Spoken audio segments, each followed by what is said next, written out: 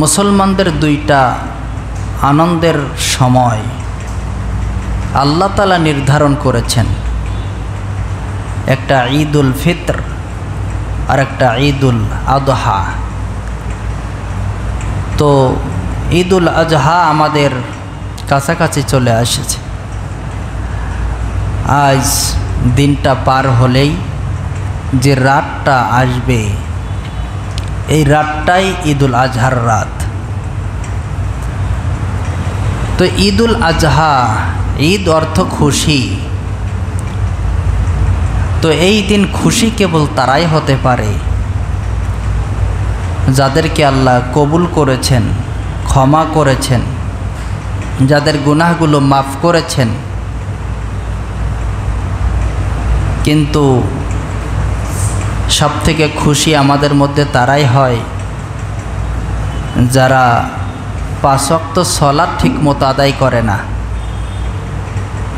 ঈদের দিন এই যে খুশি যে কারণে, যে রব দান করলেন, সে রব্বুল আলামিনের দেওয়া হুকুম বাদ দিয়া বাদ্যযন্ত্র নিয়ে আনন্দে মেতে ওঠার চেষ্টা করি। মানে সম্পূর্ণ উল্টা একটা নিয়মে আনন্দ প্রকাশ করতে চাই, যেটা মালিক আমাদেরকে নিষেধ করেছেন। অর্থ এটা দাঁড়ায় যে আমরা মুমিন, মুসলিম, এটি আমাদের নামে,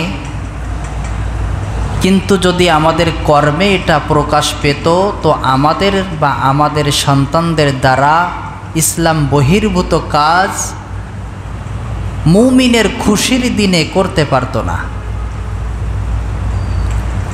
যদি এটা করে তাহলে বুঝতে হবে তার ঈমানের মধ্যে ত্রুটি আছে। সে পরিপূর্ণভাবে আল্লাহ তাআলাকে মেনে নিতে পারে নাই। আল ইয়াউমা আকমালতু লাকুম দীনাকুম ওয়া আতমামতু আলাইকুম নি'মাতি ওয়া রাদিতু লাকুমুল ইসলামা দীনা। আল্লাহ তাআলা যে ইসলামকে পরিপূর্ণ জীবন ব্যবস্থা হিসেবে দিয়ে তিনি নিজে সন্তুষ্ট হয়েছেন, কিন্তু তার বান্দারা সন্তুষ্ট হতে পারেন নাই। এজন্যে মুমিনরা তাদের ইসলামিক পদ্ধতিতে আনন্দ উদযাপন করার পরিবর্তে তারা দুনিয়াবি অপসংস্কৃতির কালচারকে প্রমোট করে তার মাধ্যমে আনন্দ উপভোগ করতে চায়। সরাসরি ইসলামের বিরুদ্ধে অবস্থান। আল্লাহ তাআলা বোঝার তৌফিক দিন, বলে আমিন। এটা আমাদের পরিবারের সদস্যদের কাছে পৌঁছে দেওয়া আমাদের সবার দায়িত্ব। কারণ বাল্লিগু আন্নি ওয়ালাউ আয়া, এটা শুধু আলেমদের জন্য আল্লাহ বলেন নাই। আপনি যাদের উপরে ক্ষমতাবান, আল্লাহ আপনাকে যাদের উপরে দায়িত্ব দিয়েছেন তাদের কাছে পৌঁছে দেওয়ার দায়িত্ব আপনার। আপনি পৌঁছিয়ে দেন, বলেন এটা ইসলাম না।